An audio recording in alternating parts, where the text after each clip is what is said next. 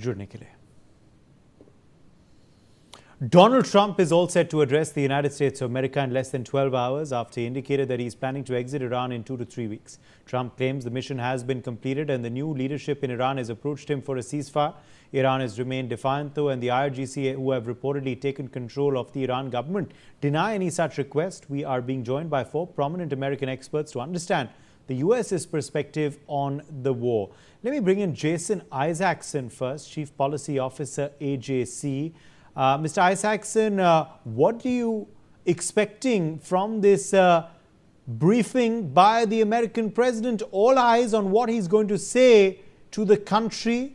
9 p.m. Eastern Standard Time, 6:30 a.m. AM Indian Standard Time. All eyes on that address. What are you expecting, Mr. Isaacson? I'd be lying if I told you that I knew for sure what the president will say. Except that I expect that he will talk about the progress that's been made in degrading the military capabilities of Iran, the progress that's been made in degrading its ability to acquire nuclear weapons capability, the losses to the successive rungs of leadership of Iran, a very dangerous regime that has threatened stability across the region and attacked America and American interests. I think that he won't quite declare victory, but he'll declare that a great deal of progress has been made, and he is using that progress to exert maximum pressure on the Iranian regime, the remnants of the Iranian regime, to try to get a deal that will allow him to exit the war as quickly as possible. Okay, let me also ask you, Mr. Isaacson, on these statements that have come in. Are they indicative of the fact that the war is reaching its conclusion? The statements that have been coming in from the American president, the statements that have been coming in from the Secretary of State and the Secretary of War, are they indicative of the fact that there is a conclusion, a finality to this conflict that is coming very, very soon? Or, are there flip-flops which have been perceived by you on from the leadership on their stand on the conflict, and whether this is the end or we're still away from it? Well, clearly there have been a variety of messages, and they've not always been consistent.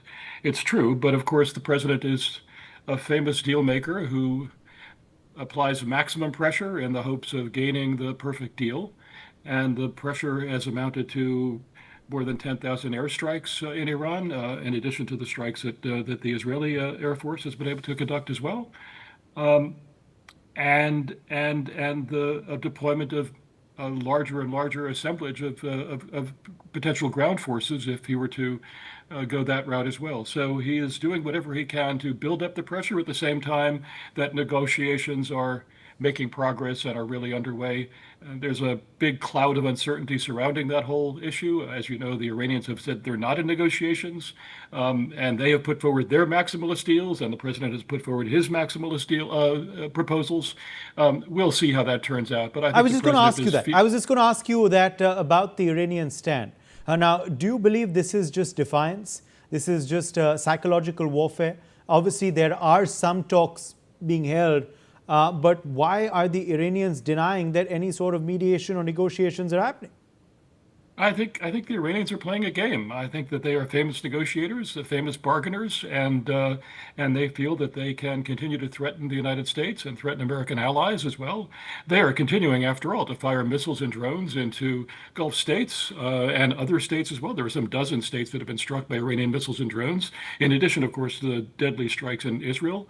The strikes on desalination plants and steel and aluminum production facilities and hotels and everything else. So it's really it is their way of exerting economic pressure, scaring the region, hoping that that will ricochet back to Washington and force the president's hand.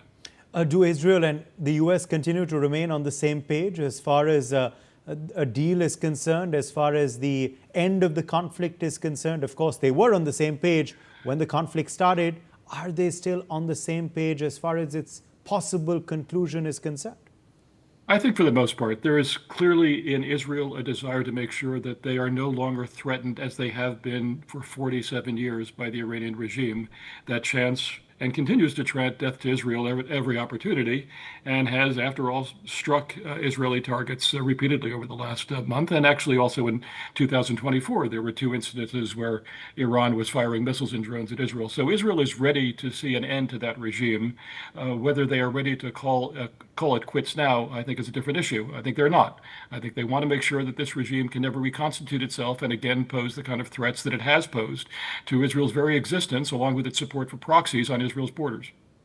Now, Donald Trump and several senior members of his administration claim that a host of the objectives of the conflict have already been completed. Are you in agreement? Many of the objectives that were laid out by the president early on in this conflict have been achieved, but not all. And if at the end of this, we leave Iran with a regime that continues to be determined to pursue nuclear weapons capability, with the large stockpile of highly enriched uranium that is still buried on Iranian soil, and still wants to spread its message, its aggression across the region, it will not be a successful outcome. If the president feels that the nuclear capability has really been eliminated, and if there is evidence of that, and if the other threats that are posed by the Iranian regime no longer exist or are so pushed into the future that we don't really have to worry about it for some time, that will be a significant achievement. I don't know that we're quite there, but I think we're getting there. All right, Jason, thank you very much for joining us with your perspective on that story. Mr. Isaacson, of course, speaking to us there on the conflict from Washington, D.C. Professor David K. Johnston, Professor, Rochester Institute of Technology, is also joining us now live from New York. Welcome, Professor. Thank you very much for speaking with NewsX. Let me begin by asking